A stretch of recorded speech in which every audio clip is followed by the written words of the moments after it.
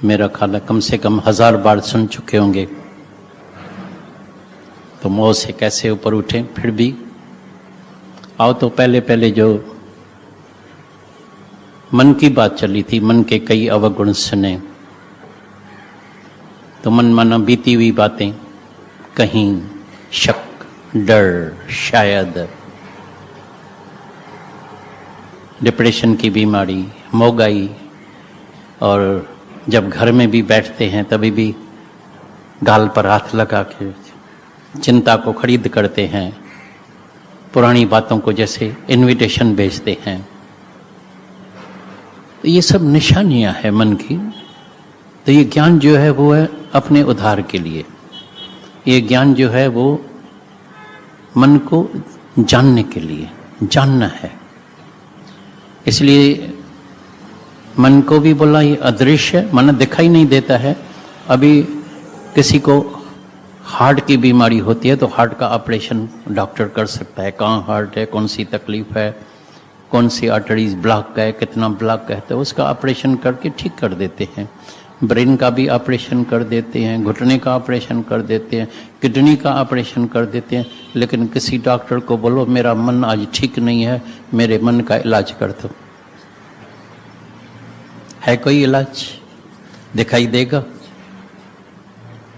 Doctor को कहीं दिखाई देगा? किडनी तो दिखाई देगी, ब्रेन भी दिखाई देगा, आंख भी दिखाई देगी, आंख का भी ऑपरेशन हो जाएगा, हार्ट का भी हो जाएगा, किडनी का हो जाएगा।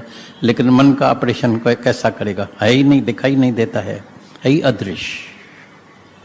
आत्मा भी अदृश्य, वो भी दिखाई नहीं देगी। लेकिन अभी हर एक को खुद को अनुभव करना पड़ेगा। तो मैं मन में रहता हूं या आत्मा में रहता हूं? अभी आत्मा का गुण अमर, मेरे पास कभी मृत्यु आ नहीं सकता है। मैं अमर हूं, अजर हूं, अविनाशी हूं, मेरा कभी नाश नहीं हो सकता है। मैं पहले भी था, अभी भी हूं, इसके बाद भी हूंगा। मैं अजन्मा हूं, तो मृत्यु कैसे होगा? लेकिन आज भी जितने तुम बैठे, अभी ममता के लिए पूछा है, जिसको ममता है तो मौत का भी तो जरूर भय लगता होगा। जो जन्म को सत्य मानता है, जब घर में बच्चे का जन्म होता है तो खुशी करते हैं, हलवा बांटते हैं, मिठाइयाँ बांटते हैं, बर्थडे मनाते हैं, मैरिज एनिवर्सरी मनाते हैं, खुशियाँ करते हैं, तो नेचुरली है मौत के लिए रोना भी जरूर आएगा, दुखी भी जरूर होंगे। जहाँ सुख होता है वहाँ दुख भी जरूर होगा, जहाँ लाभ होता है वहाँ अलाभ भी होगा। कभी तो दाम बढ़ जाते हैं, कभी गिर जाते हैं, कभी तो बहुत कमाई हो जाती है और कभी पैसे डूब भी जाते हैं, कभी दाम गिर जाता है, कभी माल चलता नहीं है, कभी पार्टी डूब जाती है, भाग जाती है, कई बातें जीवन में आती है। कभी तो बहुत इज्जत मान मिलता है, बहुत भाई ये प्राइम मिनिस्टर है, चीफ मिनिस्टर है, इज्जत होती है, और कभी उसी का ही अपमान होता है। कोई ऐसा कर्म हो गया, कभी उसको जो है प्राइम मिनिस्टरशिप थे जो उसको उतार दिया, वोटिंग में जो हरा दिया, बस साधारण मनुष्य बन गया। तो मान अपमान, दुख सुख, लाभ अलाभ, आना जाना, जन्म मृत्यु, ये सब दुनिया में द्वंद्व है, जोड़े जोड़े हैं। आत्मा क्या है? अद्वैत। इधर जो ज्ञान चल रहा है अद्वैत का, इसके पहले भी हजारों बार सुना है, आज फिर ये सिर्फ सुनना नहीं। उस दिन बड़ी सुंदर वाणी चली माता की, बोला मेरे को हैरानी लगती है, हम जब देखते हैं भाई इसको कितना बरस हुआ है, 10 बरस, तुमको कितना 15 बरस, 20 बरस, अभी भटक रहे हैं, धक्का खा रहे हैं, आना और जाना, आना और जाना, आना और जाना। कभी तुमने बैठ के कुर्सी पर बैठ के, ऊपर बैठ के अपने जीवन का कभी अनुभव तो सुनाया ही नहीं।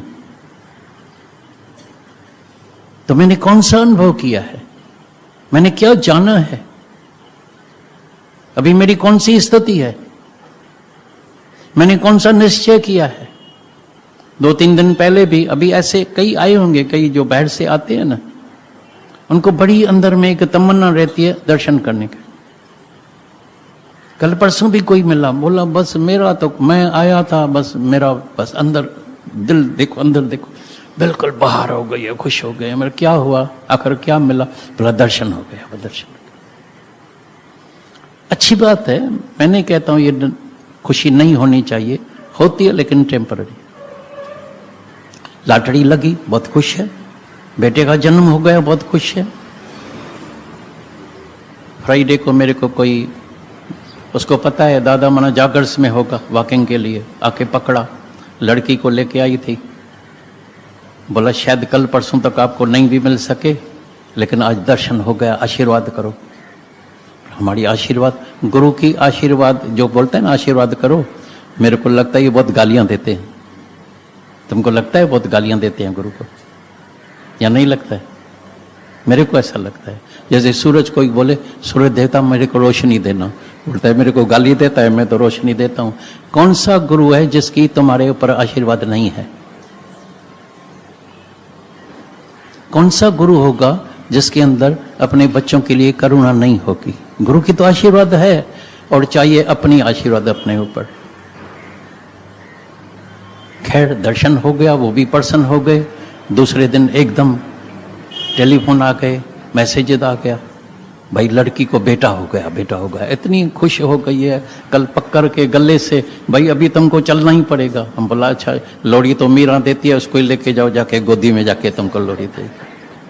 मैं तो लोड़ी देता ही नहीं हूं किसी को, इसीलिए इसको ही लेके जाओ। बड़े खुश इतने, बस मैं बता नहीं सकता हूं उसके अंदर जितनी खुशी होती है। अच्छा है, बुरी बात नहीं है, खुश होते हैं, अच्छी बात है, लेकिन ये खुशी शल हमेशा के लिए कायम रहे। ये जो मस्ती चढ़ गई, बहुत लॉटरी लग गई है, ये हो गया है, दर्शन हो गया, मन की कामना पूरी हो गई, इसलिए हम खास कहते हैं और सच कहते हैं। अभी जो तुम बैठे ना, what is the best day? What is the best day? अभी जो मांगेगा मिलेगा। बेस्ट डे तो जो मांगेगा मिलेगा, लेकिन क्या मांगते हैं उसके ऊपर मदार रखता है। बाहर से इधर नहीं मांगेगा, मेरे को पता है, इधर इतनी रोशनी लाइट लगी पड़ी है तो ऐसे अंधेरा है, नहीं तो मांगेगा क्या है, मेरे को पता है। मांगेगा इधर से, बाहर थोड़ा निकलेगा, कार में बैठेगा, अरे बहना भूल गई, अगर पहले मांग लेते थे। संडे को भी बाद में कोई आके खड़ी हुई, अरे अगर उस वक्त नहीं मांगा, लेकिन अभी अंदर में आता है काश अगर मांग लेते थे, लेकिन वो घड़ियां बीत गई, अभी क्या मांगेगा? वो भी समय होता है ना मांगने का। अभी तुम कल्प वृक्ष के नीचे बैठे हैं। जिंदगी में, दुनिया में ये शब्द सबने सुना है, तो कल्प वृक्ष होता है और उसके नीचे जो भी हम कामना करते हैं पूरी होती है, लेकिन देखा किसी ने नहीं है। ये कल्प वृक्ष है सत्संग, जहां सर्व परमात्मा की कथा हो रही है। ये यहाँ सत्य की वार्ता हो रही है, सत्य संग हो रहा है, सत्य परमात्मा की वार्ता हो रही है। यहाँ तुम अंदर में जैसा अंदर संकल्प करते हैं, जैसा अंदर तुम्हारे ख्याल उठता है, as you think so you become. तुम्हारे संकल्प पूरे होते हैं, होगे जरूर। मेरे को याद है, एक कल्याण से टैक्सी में आती थी, 7 जून का दिन था। मैंने बोला आज जो मांगेगा तुम्हारी इच्छा पूरी होगी। तो उसकी लड़की थोड़ी जवान हो गई थी, 25-26 बरस की। बोला मैंने मांगा है दादा, कृपा करो, आज मैं मांगती हूं मेरे लड़की की शादी हो जाए। कितने कल्याण से टैक्सी में 200-300 रुपया खर्चा करके आती थी डेली। गई तो वहां से ही उसी दिन कोई लोग आया, बोला हमारी इच्छा है आपकी लड़की को देखें। देखा, पसंद आ गई, 15 दिन में शादी हो गई। शादी हो गई, आई आशीर्वाद लेने के लिए। भाई हमारी तो आशीर्वाद है ही है, खुश रहो, आबाद रहो। हर एक माता पिता के अंदर में आता है मेरे बच्चे हमेशा चले खुश रहे, आबाद रहे। तुम भी गुरु के सब बच्चे हैं, गुरु के अंदर तो करुणा है। चलो तुम हमेशा हंसो, मुस्कुराओ, खुश रहो, आबाद रहो। चलो तुम्हारे जिंदगी में इतना तिनके जितना भी कभी चलो दुख नहीं आए। जो वही चली गई लड़की, बड़ी खुश हो गई, मुराद पूरी हो गई। उस दिन से फिर मैंने आज तक उसका चेहरा नहीं देखा है, मुराद पूरी हो गई। ऐसे मुरादें पूरी हो जाती है। तुम बंगला मांगेगा, पैसा मांगेगा, बेटा मांगेगा, ये मांगेगा, मर्द मांगेगा, वो भी मिल जाएगा। सेम तो नहीं मिलेगा, लेकिन थोड़ा चेहरा बदली करे दूसरे शेप में तुमको भी तो नहीं। दूसरी शादी भी हो जाती है, विधवाओं की भी होती है, सब हो रहा है, कोई बड़ी बात नहीं है, सब मुरादें पूरी होती है। लेकिन जो हमारा लक्ष्य है वो पूरा नहीं होता है, जो मन की शांति चाहिए। वो नहीं मिलती है। तो जो चढ़ती उतरती है मस्ती, वो हकीकत में मस्ती नहीं है, और हमको चाहिए हकीकत वाली मस्ती, एवर लास्टिंग हैप्पीनेस, ऐसी खुशी जो आए जाए नहीं। ऐसे कई तुम्हारी कामनाएं, इच्छाएं जिंदगी में पहले भी पूरी हुई है, अभी भी पूरी होगी, ऐसी बात नहीं है, कई कामनाएं पूरी होगी, लेकिन कौन सी कामना? माया की, चाहना चाहिए। सुबह को मेरे को 2-3 टेलीफोन आया और पछाड़ी को बोला, एक मेहरबानी करके आज का कोई ऐसा शब्द सुनाओ मेरा कल्याण हो जाए। वो अमेरिका से आया हुआ है।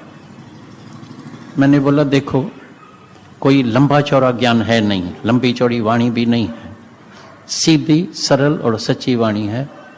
बी ईगोलेस, निरअहंकारी हो जाओ, परम शांति मिल जाएगी। और दादा भगवान ने हमको एक मंत्र दिया था पहले ही दिन, जैसे ही बैठे थे, इच्छा मात्रम अविद्या, डिजायरलेस बन जाओ। अभी देखो तुम्हारे पास कभी दुख आता है, सारे जिंदगी में कभी दुख नहीं आएगा।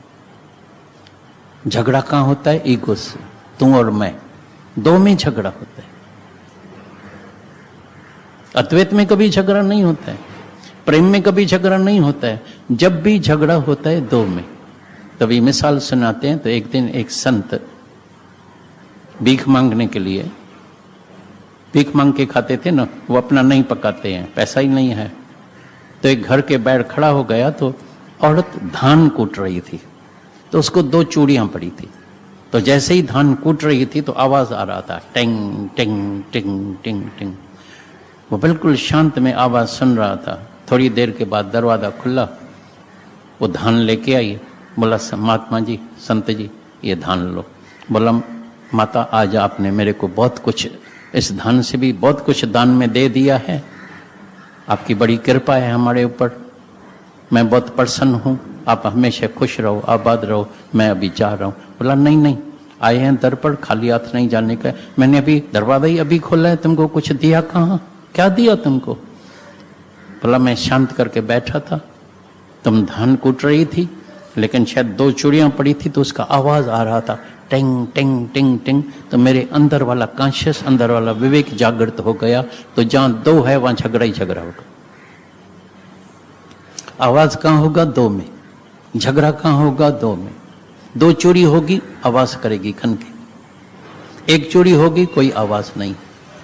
इधर हम इतने बैठे हैं, पूरा हाल फुल है, कहीं भी जाओ, कहीं भी पूरा हाल, इससे भी ज्यादा फुल है।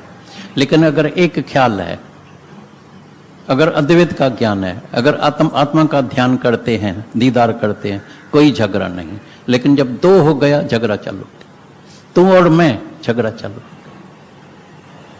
तभी गुरु बोलता है, चलो मैं तुमको ऐसी जगह लेके चलता हूं, ऐसी जगह लेके चलता हूं जहां तू और मैं नहीं होता है। हल उते जिते तू माना है, ऐसी जगह चल जहां तू मैं नहीं है। इसलिए सुबह से रात तक ये जो यज्ञ होता है, ये जो मिलन होता है, ये जो संगम होता है, ये प्रेम का संगम होता है। तो गुरु ने, सच्चा गुरु सर्व तुमको प्रेम सिखाएगा।